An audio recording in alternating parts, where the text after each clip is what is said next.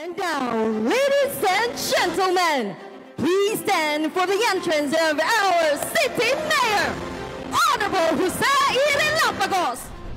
Makusgon og determinado, mao kini ang baruganan sa mga bagong opisyales sa syudad sa Panabo ato sa gipahigayon na oath-taking ceremony sa Panabo Multipurpose Gym. Sa mainitong pag-abi-abi ni City Executive Secretary Ma'am Joanne Relampagos Kapuyan, iyang gisaysay sa iyang mensahe nga ang pagpanumpa dili lamang usa ka mandato, kundi usa ka saad nga naghiusa sa tanan sektor aron wag tangon ang panagbangi og i-focus ang serbisyo para sa kaayuhan sa Panaboans. Alang sa mga mananaog nga konsehales, kipaila-ila ni Schools Division Superintendent Dr. Jinky B. Ferman Seso 6 ang matag-usa kanila.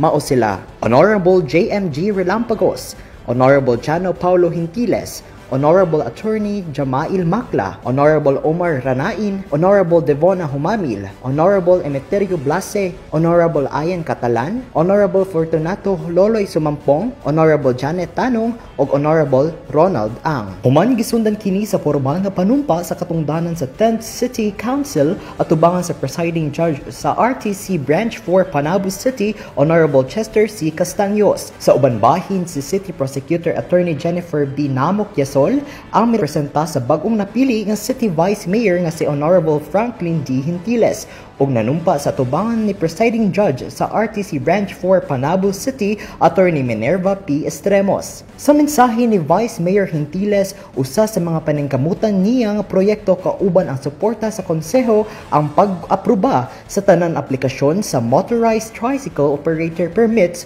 o MTOP. Ilay usab sa maong panagtigom ang pagpanumpa ni re-elected City Mayor Jose Lampagos, nga opisyal nga gipaila-ila ni Attorney Norberto P. Sinsona, City Election Officer 4, ug nanumpa sa atubangan ni Executive Judge Gemma G. Betonio ug sa tibuok katawhan sa syudad sa Panabo. Dako ang pagpasalamat sa mayor tungod sa salig nga gipakita sa katawhan sa Panabo.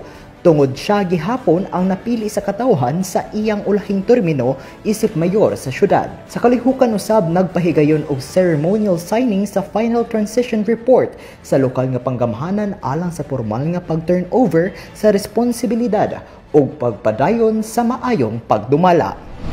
Kauban sa kamera si Louie Panagsagan, kini si Ken Yes, gikan sa City Information Office Broadcast Services alang sa Frontline News Panabo.